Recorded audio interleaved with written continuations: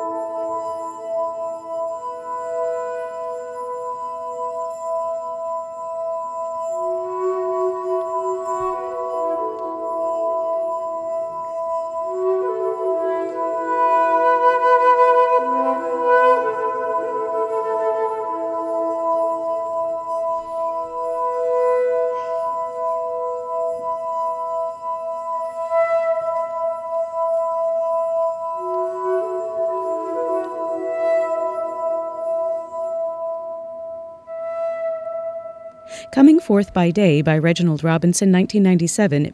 Pianist, composer, MacArthur Fellow, 2004.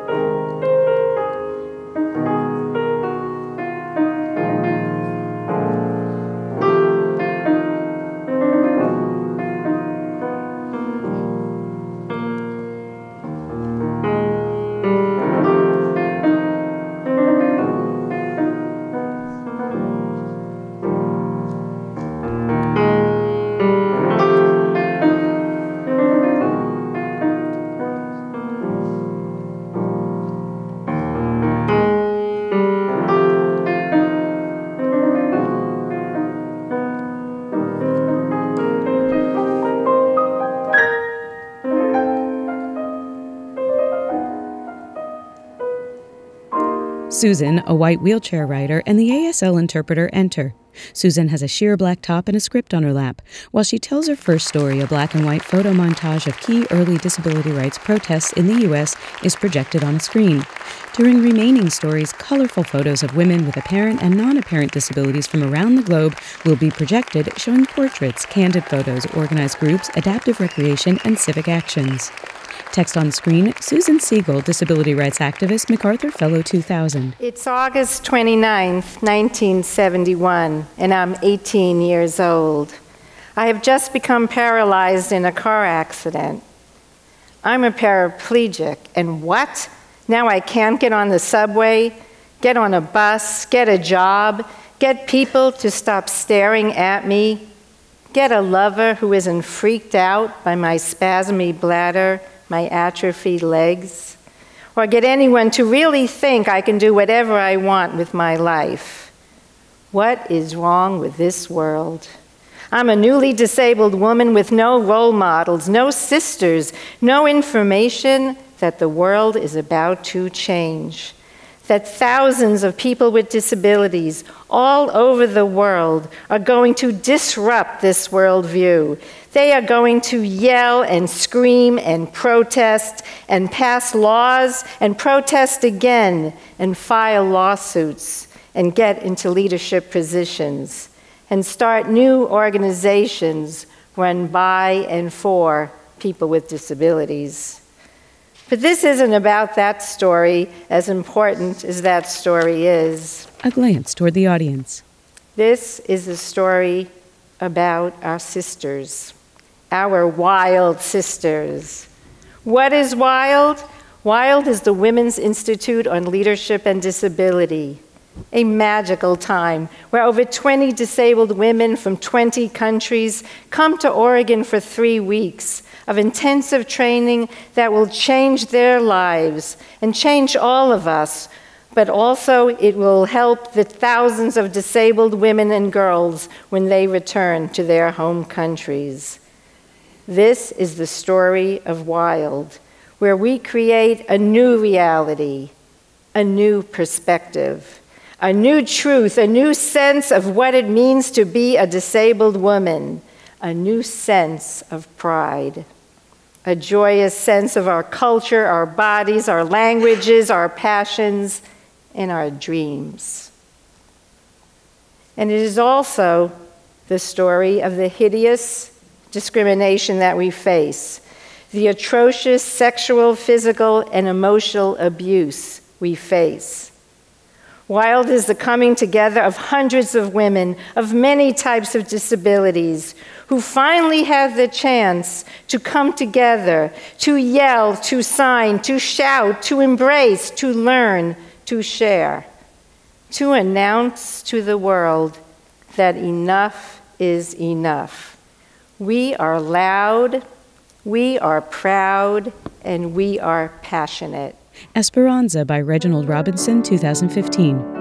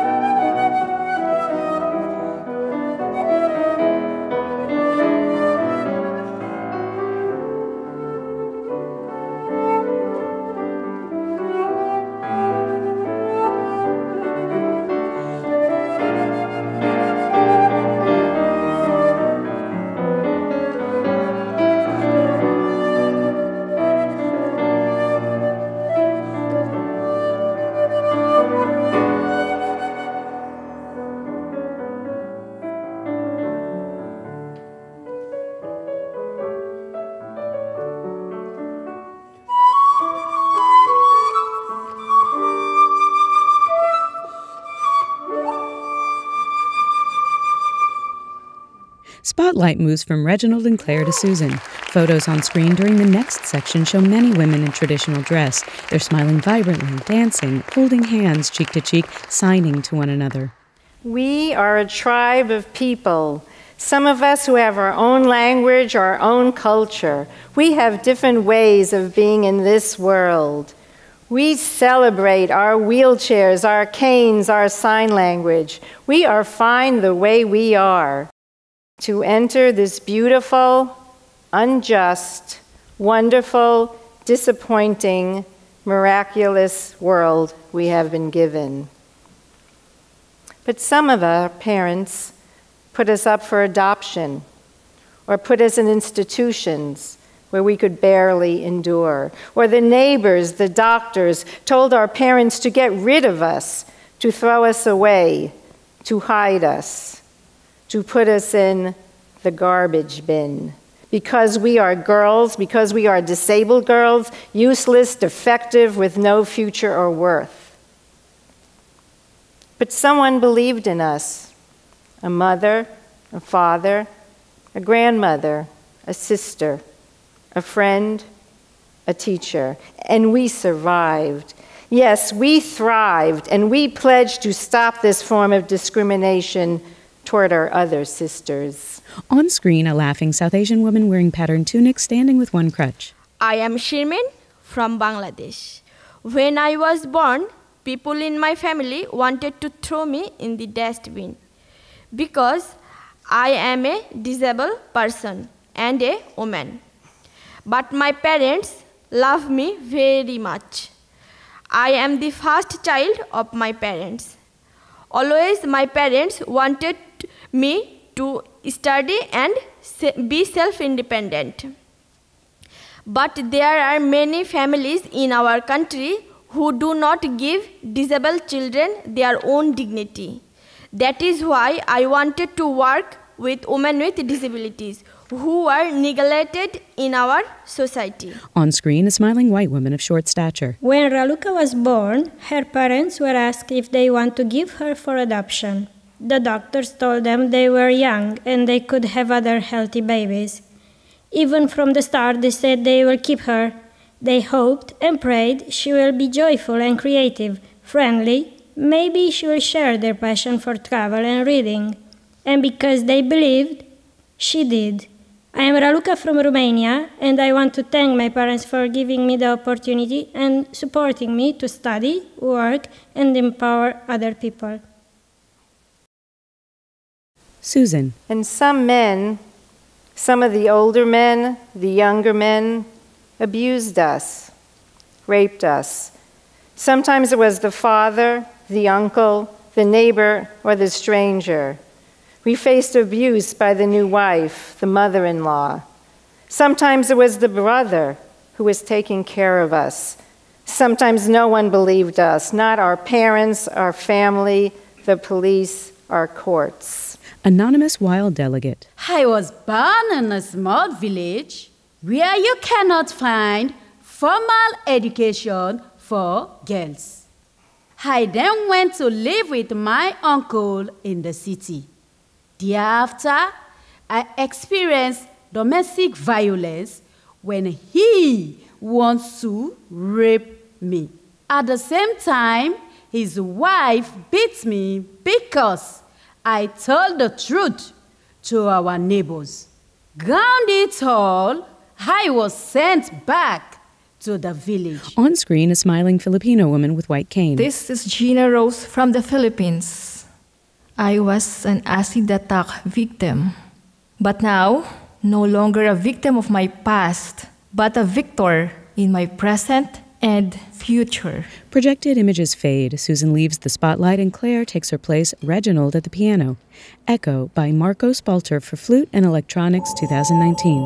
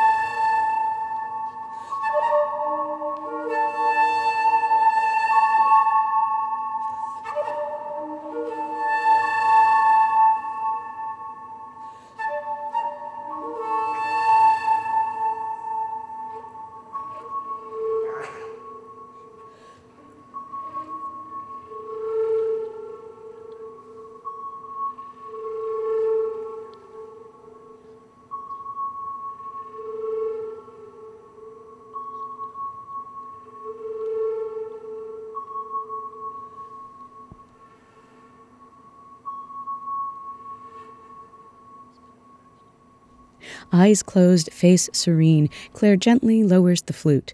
Photos in the next sections show women filled with pride in their graduation robes, traveling solo in a manual wheelchair, in groups practicing martial arts and self-defense, determined looks on their faces. Susan returns. The key to reaching our full potential is education, to get jobs, to get out of the house, to get respect, to get to be leaders.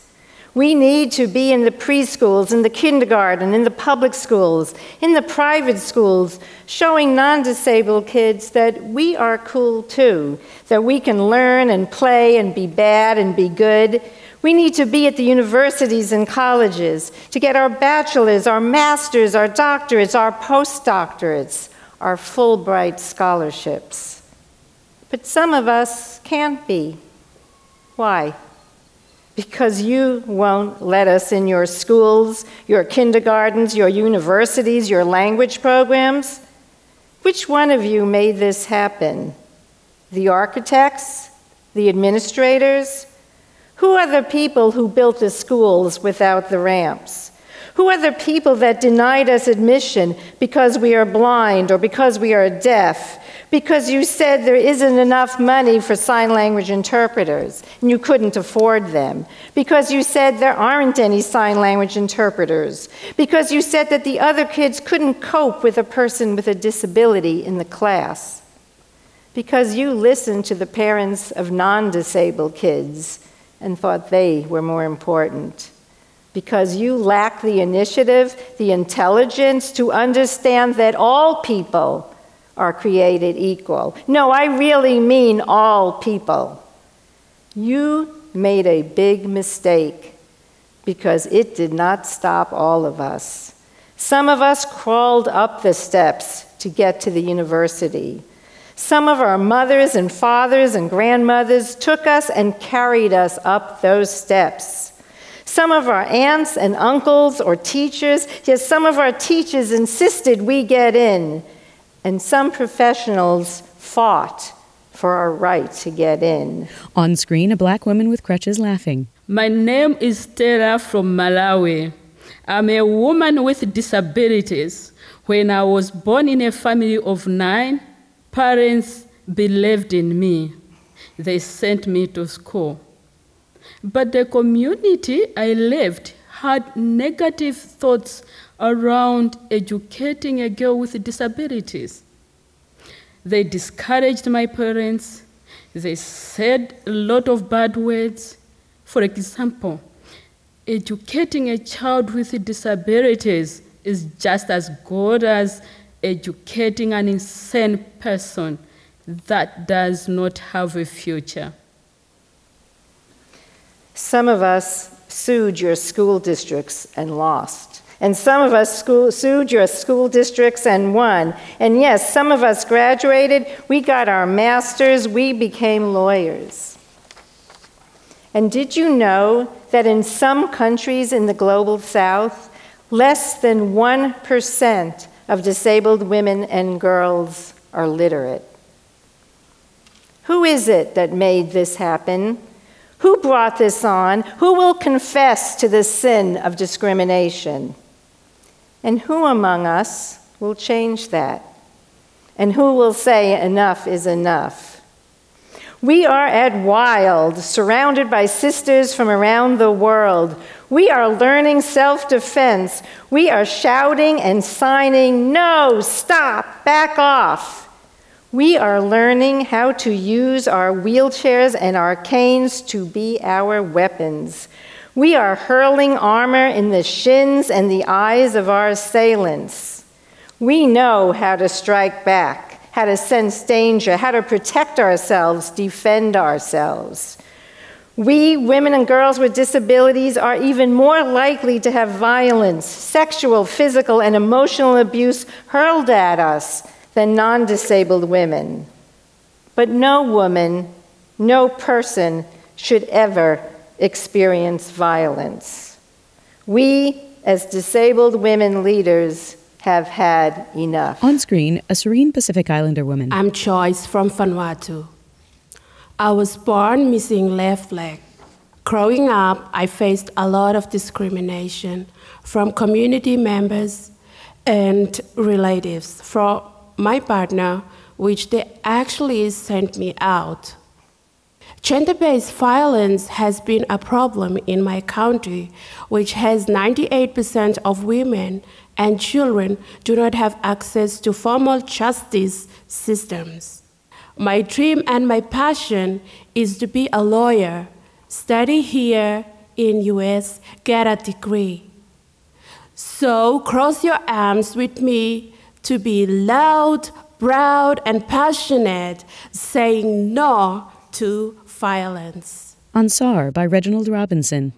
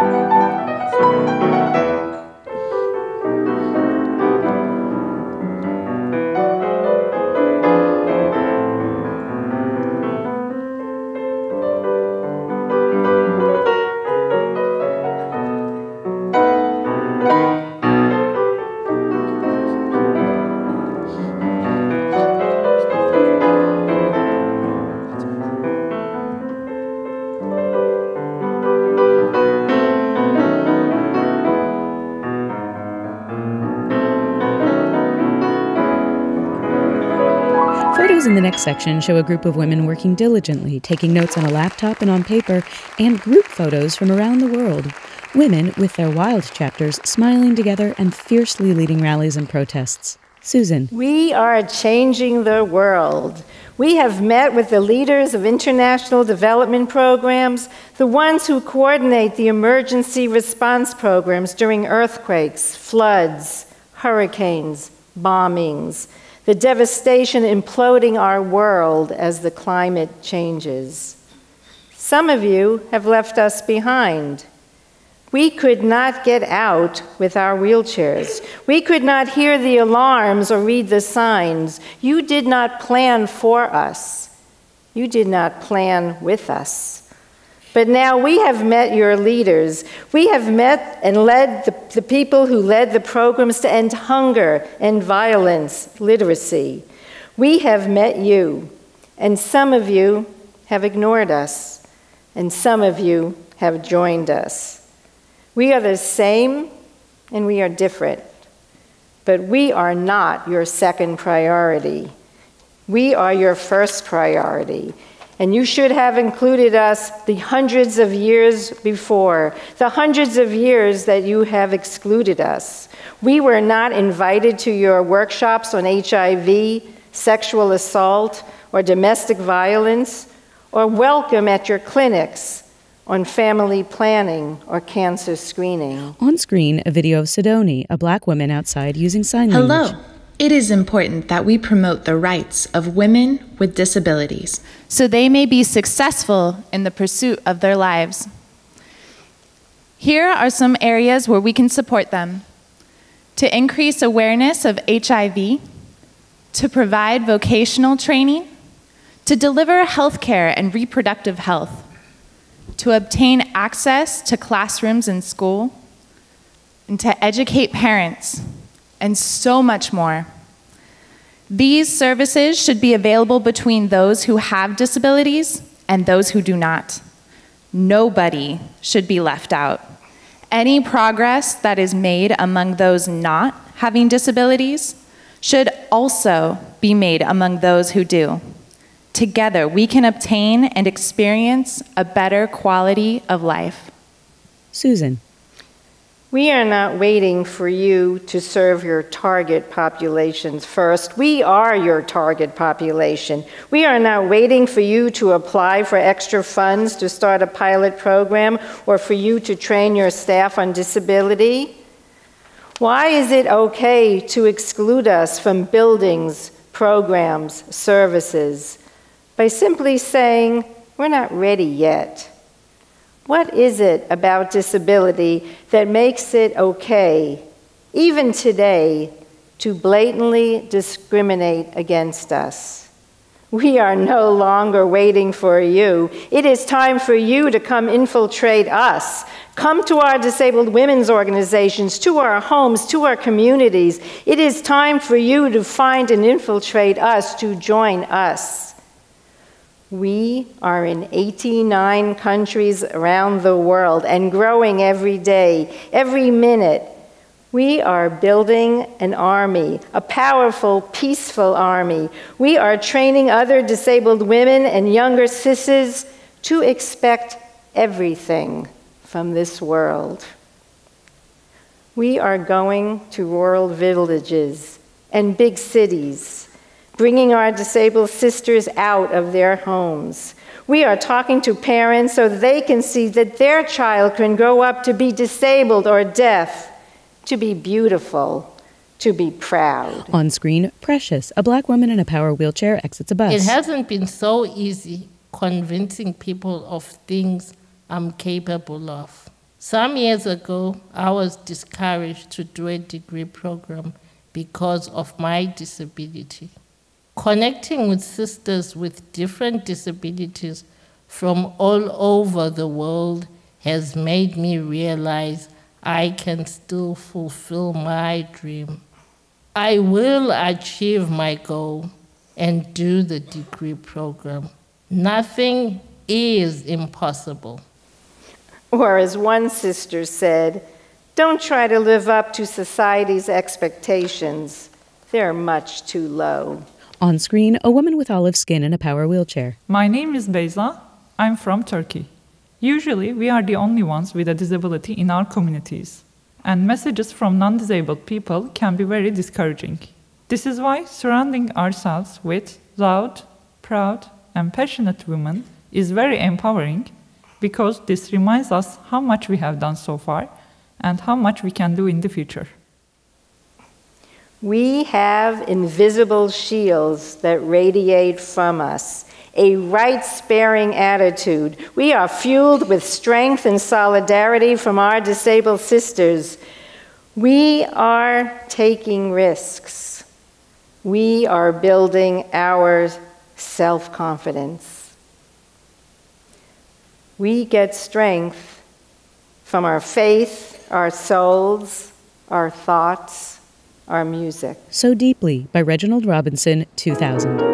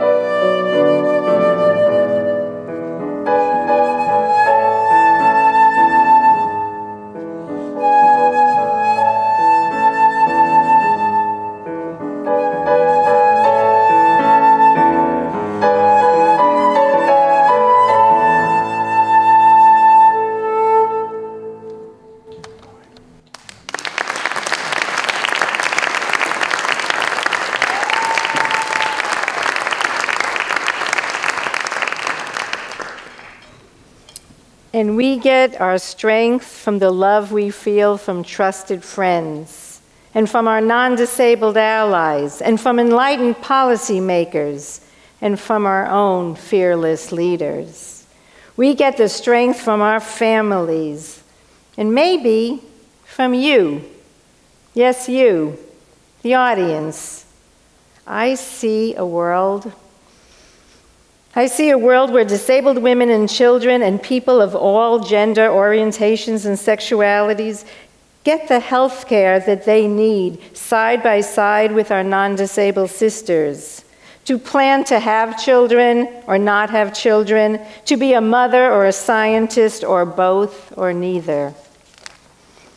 A world where we have laws with teeth, real teeth, laws that have consequences if you don't implement them. On screen, Sidonie has olive skin, brown hair. We will no longer tolerate a government that takes our claims as if we were asking for a favor. I want a world where conventions and treaties are ratified with a real intention of applying them. The law should be put into effect. It is not a favor, it is a right. Susan leaves. Claire moves into the spotlight with a much larger flute. Text on screen, Sarabande by Du Yoon, 2019 for solo bass flute.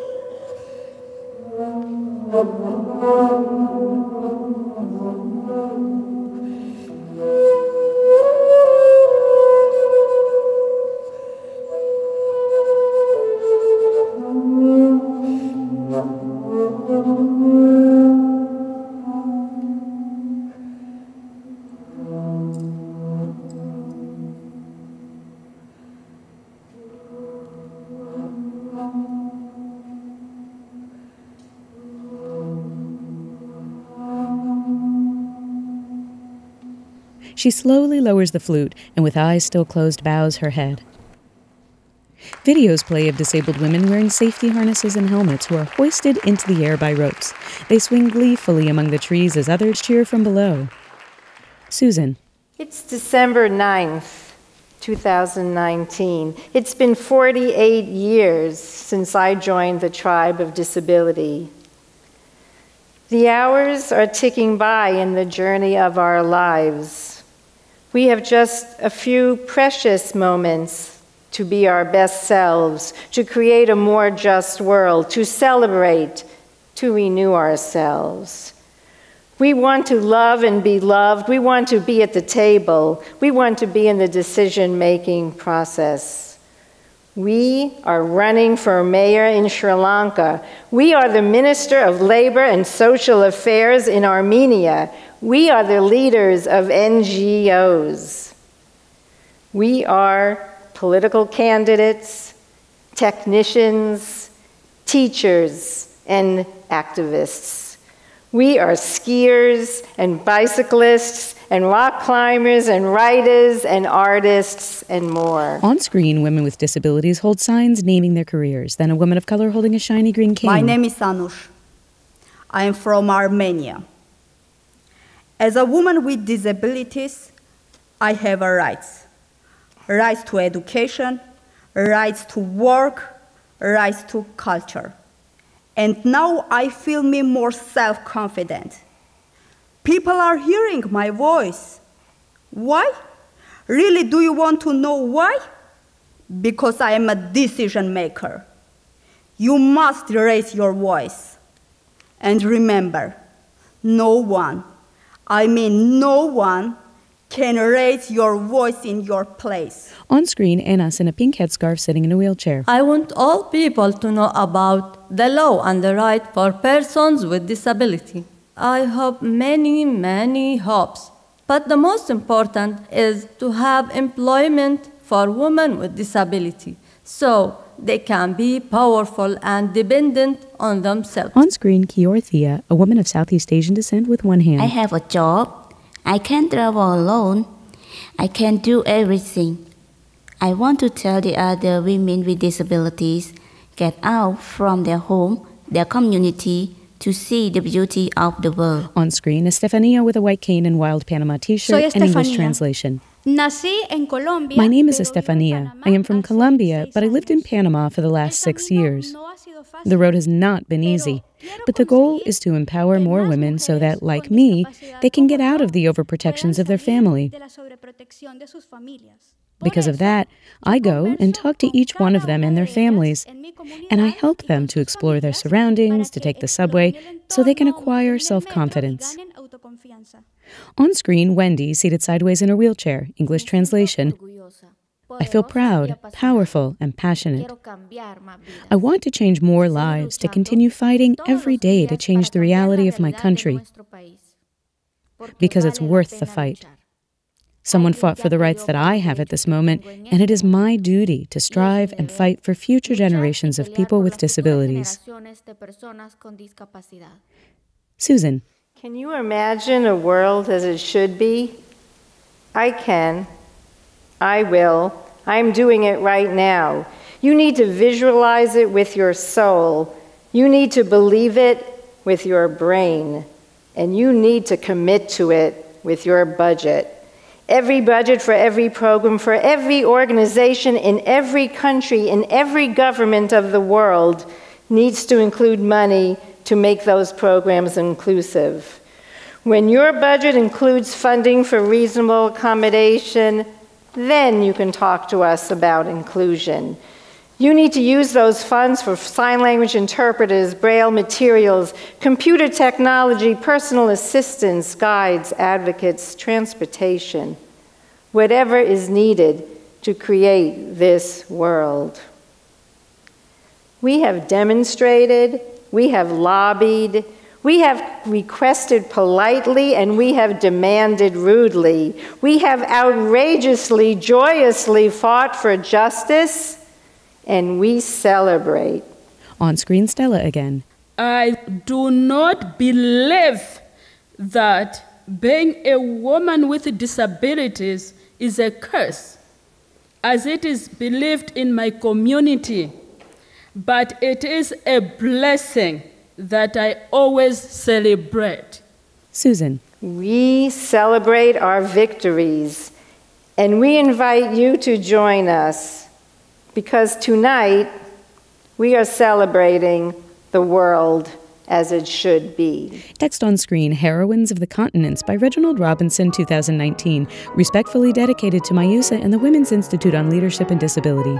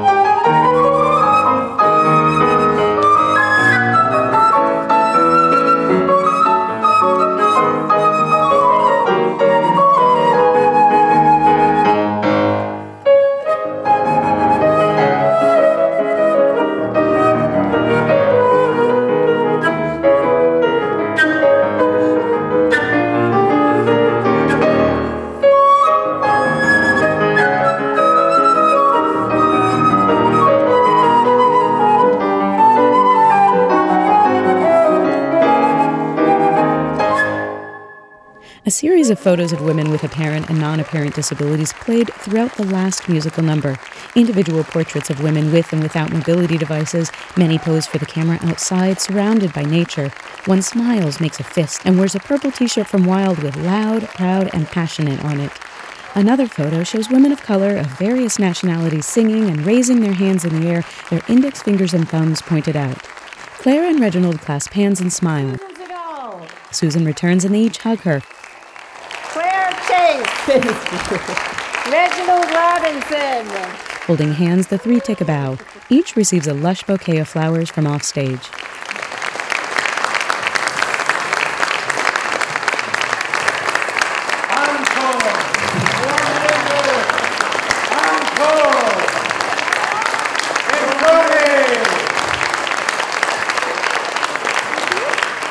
Susan gestures for the musicians to return to their instruments. Reginald and Claire! Reginald sets his flowers on the piano and Claire takes up her smaller flute. Text on screen, One Step Beyond by Reginald Robinson, 2018.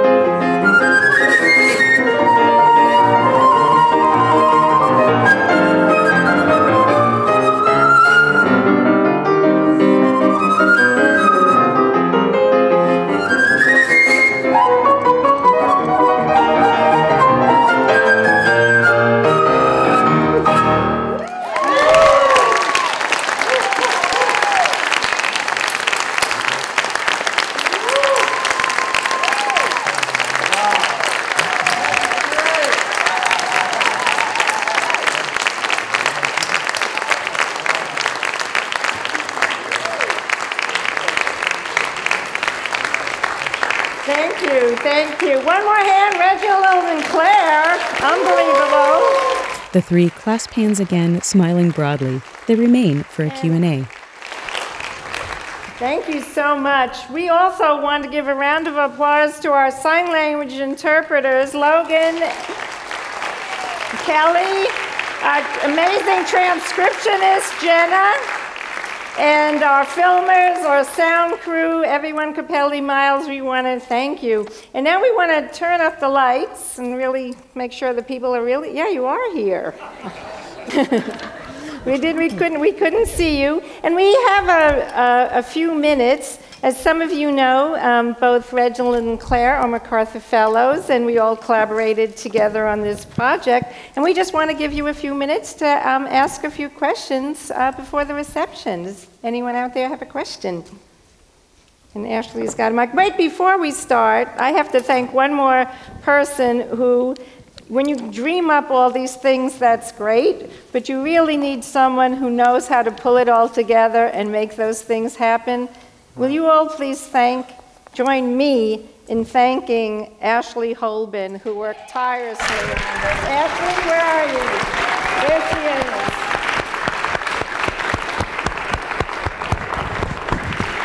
Couldn't have done it without you, Ashley. We have a question. Get started. Yes?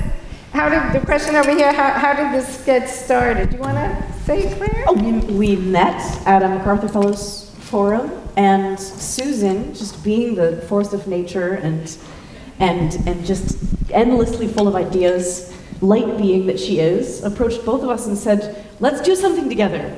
And how could anybody say no to this woman? Yeah. So we said, yes, let's do something. We don't know what, but let's get together in Chicago and talk about it and make something, and then let's come to Eugene and celebrate this incredible organization. And so that's really as complicated as it was. It was this brilliant woman saying, let's do something, and us saying, yeah, okay, we're totally along for the ride, whatever you want to do.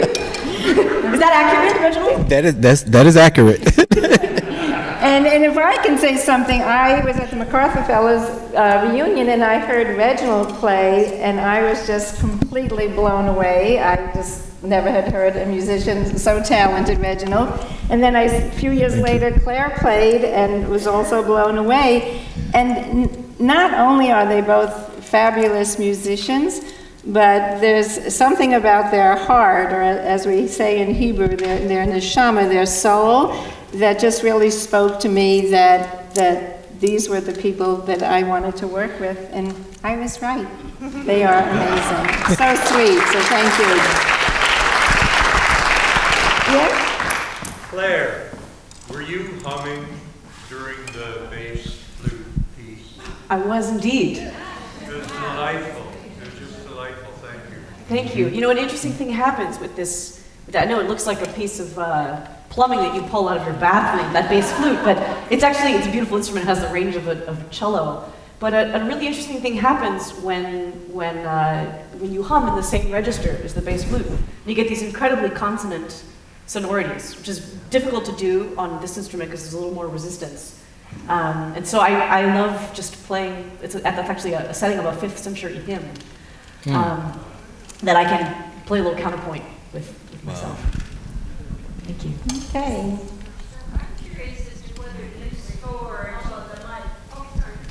I'm curious, Claire, as to whether you scored the work of Reginald when you were playing together. Did you write your own score, or how did you do that? No, we just it's kind of different every time we play it, but I mean, I play the piano part, and I pick up the right hand and sometimes add a little, I don't know, a little something fluty and showy. And I look over there to make sure that I'm not doing something distasteful, and the composer's No, you wouldn't. You know, we just kind of go back and forth, and sometimes I lay out because I just like to hear him play. But no, there isn't any kind of formal arrangement, and this is the first time we play these tunes. Yes, I guess you could. I don't know about the sophisticated part, but the jamming part, yes. Reginald, you want to talk a little bit, especially composing that last piece too? Oh, well, yeah. I wrote that last piece, the Heroines of the Continents. I wrote that about a week and a half ago. Yeah, and I was pressed to try to figure out what I wanted to write, and the melody just came out of nowhere, and I was like, wow. So as I say, I stayed up from sunup to sunup, and then some. You know, I don't rarely sleep when it's a work like that. That is important, and if the melody is, if I think the melody is good, and I have something, I'm like, oh, okay, I can't go to sleep. So yeah, I put a lot of work into it, and I was thinking, I said, well, how can what title can I give to this song to give respect, honor? Because I was here earlier this year. I was here in July, and I got a chance to experience the WOW program and met the ladies from 22 different countries, and so that was a great inspiration in the title and the melody. I wanted to make, and Susan told me what she wanted. The final thing was, because I was trying to figure out like what kind of melody can I make? What should the attitude of this be? And she told me, well, it was 3 things you told me. You told me feisty,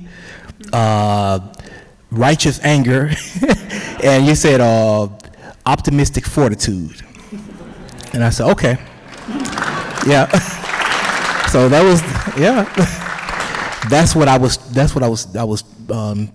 aiming at when I wrote the melody, the emotions in it. So yeah. Thank you. So. How are you doing, Ashley? Do we have time for one more? Yeah, I was just enchanted watching and listening to the two of you play together, and I'm wondering if you've ever collaborated together before, or if this is the first time, and what it was like to play and collaborate together. This is wonderful. This was the first time. Yeah, and Claire is amazing. Well, this guy is amazing. He sat down in Chicago and just started playing, and you know, he brought out just stacks of this beautiful music. I mean, you have written so much music, and all of it is so gorgeous. And so I just started fumbling around and trying to pick out the right hand, and occasionally little licks in the left hand. And we were at the studio in Chicago, and I don't know how many hours went by, but we were just playing. And I was like, well, I can do this. Yeah. You know, several years. Just very happy. The piano and flute sound so beautiful together. I'm hearing, you know, I've never done a collaboration, a duet with flute, just flute, and I see it's really a beautiful instrument. It's like it reminds me of like the violin. It has I don't know. They sound good together. Might there be more collaboration together in the future? Without a doubt. Yeah.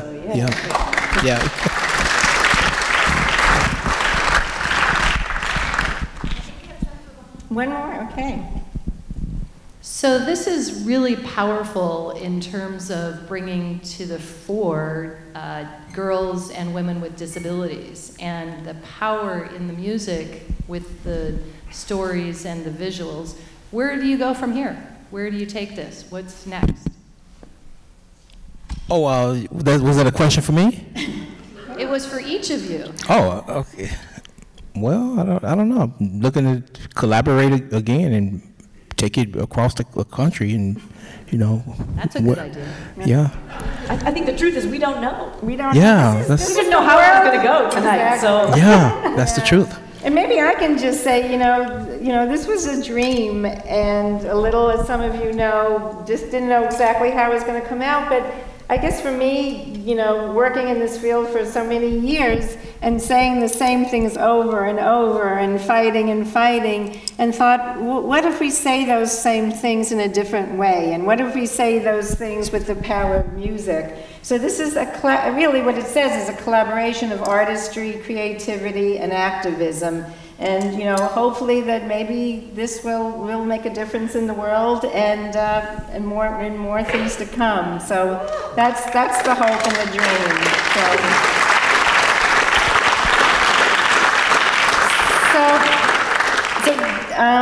We have a fabulous reception, either down the stairs or with the elevator. We have lots of food, we have drinks, we have Reginald CDs. You have time to talk to Reginald and Claire. We have a lot of things we really hope to see you and celebrate with you, because I know this was very intense, but this is really, as I said at the end, this is a night of celebration.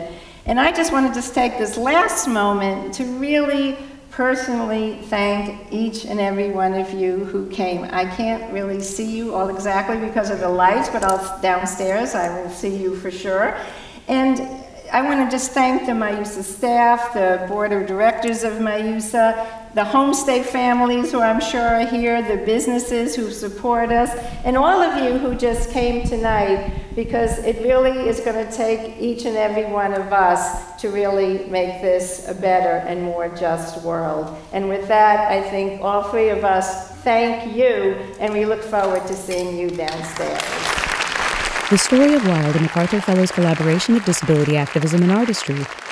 Credits roll. To learn more about and to support the Women's Institute on Leadership and Disability, WILD, and disabled women's grassroots activism globally, visit miusa.org/wild, presented by Mobility International USA MIUSA with sponsorship from John D. and Catherine T. MacArthur Foundation, macfound.org. Performances by the following MacArthur Fellows: Claire Chase, Class of 2012, Reginald Robinson, Class of 2004, Susan Sygall, Class of 2000. Sign language interpretation, Kelly Barnes McGrath, Logan Porter, Stephen Stubbs. Spanish translation, Mary O'Connor. Spanish narration, Mary O'Connor, Jody Vergara.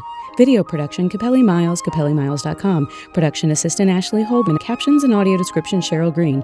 Wild portraits, courtesy of MIUSA's Brilliant and Resilient, celebrating the power of disabled women activists, available for purchase at miusa.org/books/journals/photography book. Brilliant and Resilient portraits photographed by Darcy Kiefel, Brian Lanker, Paola Gianturco. Historical photographs courtesy of Olin Collection. Select video footage by Dana Vian at Sky's the Limit Creative Services. Audio or video clips also presented by 2019 Wild delegates. Shirman, Bangladesh. Raluca, Romania. Anonymous, Sub-Saharan Africa. Gina Rose, Philippines. Stella, Malawi. Joyce, Vanuatu. Sidonie, Burundi. Precious, Zimbabwe. Beza, Turkey. Selene, Uruguay. Anush, Armenia. Enas, Jordan. Kiorithia, Cambodia. Estefania, Panama. Wendy, El Salvador. Mobility International USA MIUSA is a U.S.-based nonprofit organization whose mission is to empower people with disabilities around the world to achieve their human rights through international exchange and international development. Copyright 2019 Mobility International USA. All rights reserved by MIUSA. Do not use, reproduce, download, distribute, alter, or transfer any part of the video or images from this production without MIUSA's prior written permission.